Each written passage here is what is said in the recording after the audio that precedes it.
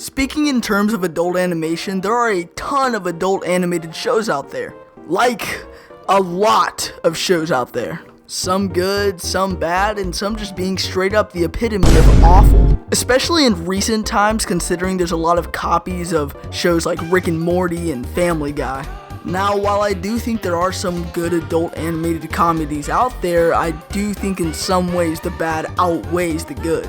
Because trust me, there is a lot of bad. Now, if we go to the other side of the spectrum, there are shows that were once at a high place, with good publicity and loyal fans surrounding them, to now either being mediocre, bad, or the show was just horrible to begin with, but somehow it has more than one season. When I think of shows that have fallen off, I think of shows like The Simpsons and Family Guy, both still being on the air, with the former going on over 30 years, having a movie and almost 1,000 episodes. Now, I was never really a Simpsons fan, but I did like some of the episodes from the show. Most fans of The Simpsons have differing opinions on when the golden age was, but most say it was from season 6 to season 9, which is basically the 90s.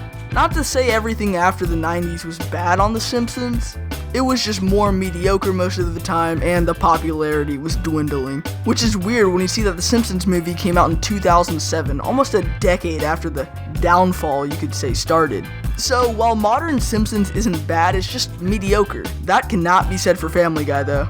Many people consider the golden age of Family Guy was from season 1 to season 8, and I can kind of agree. Season 9, however, was where the downfall started to occur. Basically, some of the main complaints were there were too many cutaway gags and everyone was a mean-spirited prick. And yeah, this checks out. The Griffin family actually used to be a family, and now they were a bunch of unlikable pricks. So yeah, while these shows were in the spotlight and positively received for a while, they did eventually have a decline in quality, with the domino effect being a declining fan base. Now, after what I've just said, you probably think that I think every adult animated show sucks. But that's not the case. There are plenty of great shows like this out there, but there's one that I think's at the top, and it's a little show called, it's South Park. Yep, yeah, you saw it in the title. It's South Park. What started as a little short about Jesus fighting Santa later led to the creation of the show we all know and love today, South Park, with the animated short being made in 1992, with its most notable feature being the paper cutout style of animation. This feature would carry over to the show's creation in 1997. On South Park's first episode, Cartman gets an anal probe. Yeah. It's already pretty clear that when the show first came out, it didn't really have any direction. It wasn't really bad or anything, it was just kinda sloppy, with the only main joke being, oh my god, that kid's swearing, which is pretty much a normal thing nowadays. But it was also pretty funny. Going back to the art style and animation, Cartman Gets an Anal Probe was the only episode to use paper cutout style animation. Everything afterwards was made on Autodesk Maya, a 3D animation program. Although the paper cutout style animation was still the main art style for the show. A lot of people dog on South Park for the way it looks, but I actually think it looks really good. Going on a bit of a side tangent, but I think South Park was a good show that strayed from the norm. It didn't have a Family Guy or The Simpsons art style that was pretty popular at the time. It had its own thing and ran with it. It also proved that you don't need to have Disney level quality animation in order to have a good TV show. I also think the show had a pretty sophisticated look early on, and also used ahead of its time techniques in animation and the way things were made, with the show immediately using computers right after the first episode.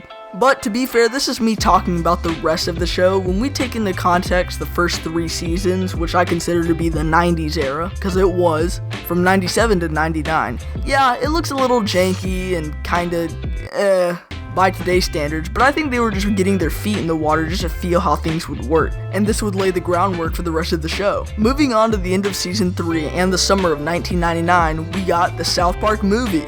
And let me just say, I love this movie, and it's safe to say that many others do as well. Looking at its $21 million budget and its $83 million profit. It was the highest grossing rated R movie until 2016 when Sausage Party took the crown. A quick synopsis is that South Park goes to war with Canada because of the Canadian show Terrence and Phillip, which just teaches kids fart jokes and crude humor. This makes the mothers of South Park want to go to war with them, and a huge battle just breaks out. This was actually based off an episode that tackled the same idea.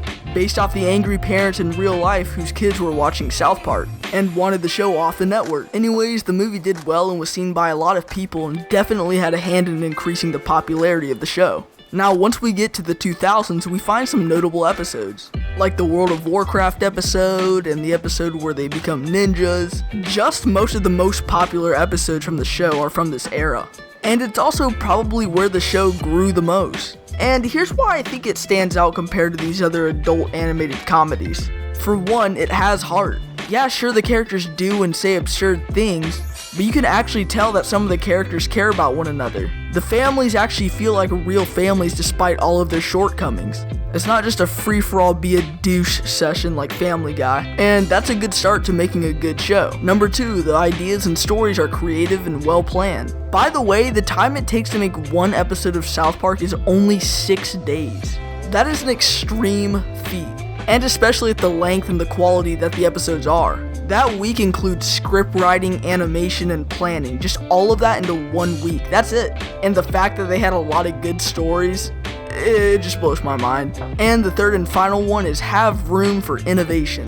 The thing about South Park and shows like it is that South Park takes place in a small rural mountain town, meaning that the possibilities of things that they can do are endless. They can talk about or do pretty much whatever they want. Since it's a small town, I kind of imagine it as like a blank canvas, with every episode being something added onto it. It also helps bring focus to the idea of that episode. If the town was huge and extremely distracting, we wouldn't even know what was going on, but since it's small and rural, we can focus on the main plot of the episode. One more thing is relevance, something that is actually way harder to do than it sounds. You see, for shows like Family Guy, since it takes so long to make an episode, they'll make a reference from something from like a year back, so when they make a reference, it's already outdated and it's just not even funny. But since it only takes 6 days to put out an episode of South Park, they can cover relevant topics very quickly. But at the same time, they don't rely too much on that relevant topic so that when viewers come back to watch the episode years later, it doesn't really matter, and they can just watch the episode as normal. Also, a quick note to TV producers, don't put references in your show. At what point does it become more of the reference than your own TV show? It's fine to incorporate humor and references and stuff like that, but that shouldn't be the main focus. It should kind of be tied on, like a bonus. And I think South Park is able to keep a good balance of that. Also, a good bit of the humor's in the dialogue, which is way better than just randomly being shoved in, for no apparent rhyme or reason. Anyways, many people state that season 4 and on is considered the golden age, and I agree. But now let's move a little bit into the 2010s. There was nothing very notable about the early 2010s of South Park, it just kind of did its thing, and the episodes came out as usual. Although there was a slight decrease in quality, the episodes didn't seem as well made as they originally were. They weren't bad by any means, but they were really nothing special. And this kind of leads into the mid to late 2010s, where I think this is the lowest point in South Park's history. And the main reason being is that it shifts more to a political aspect. It's very obvious that the writers were running out of ideas by this point, and that is kind of obvious. The show was on its 19th season, almost 20 years. I mean, you're gonna run out of content at some point. And I think that very reasoning persuaded them to go into these more political topics. But there's where the first problem occurs. Politics and comedy don't really mesh well together. Also, this goes back on what I said earlier about relevance.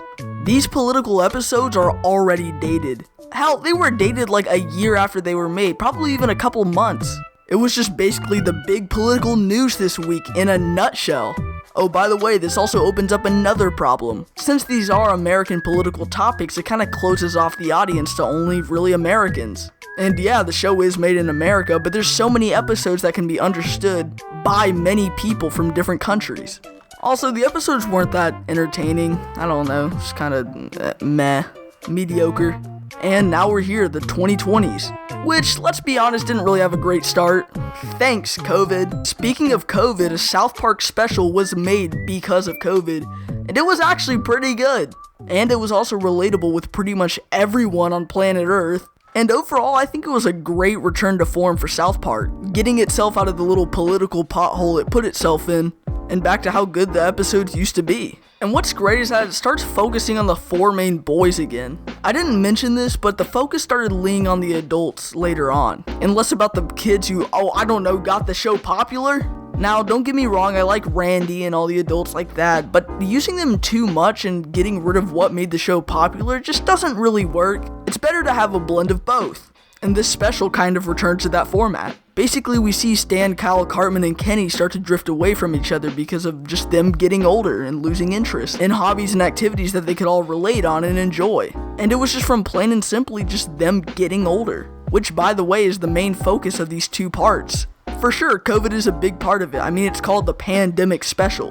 But that's for more of setting a scene and a background for what's going on, while the main story is about these 4 boys. And I like this story, you know why? Because it's something different. South Park's always been up for changing the status quo, and what's expected of them. They always like trying new things, seeing what they can get away with, seeing who they can offend, and that's great. If South Park remained the same way it was back in the late 90s for over 20 years, it wouldn't even be around for 20 years. It wouldn't even be around for 3 years. If South Park didn't change and evolve, it wouldn't be where it is today. It would have gotten stale and faded off into obscurity. And that's what happened to a good bit of shows like it. South Park has made it through thick and thin around all these other shows and have made it past them because of how much they reinvented themselves. And yeah, of course, South Park isn't the best thing ever, but what is? South Park has proved critics wrong, and animators who are always like, oh, you have to have good animation. No, you don't. You just have to have good characters, a good premise, and just generally good writing. Because if you have that, you don't need anything else.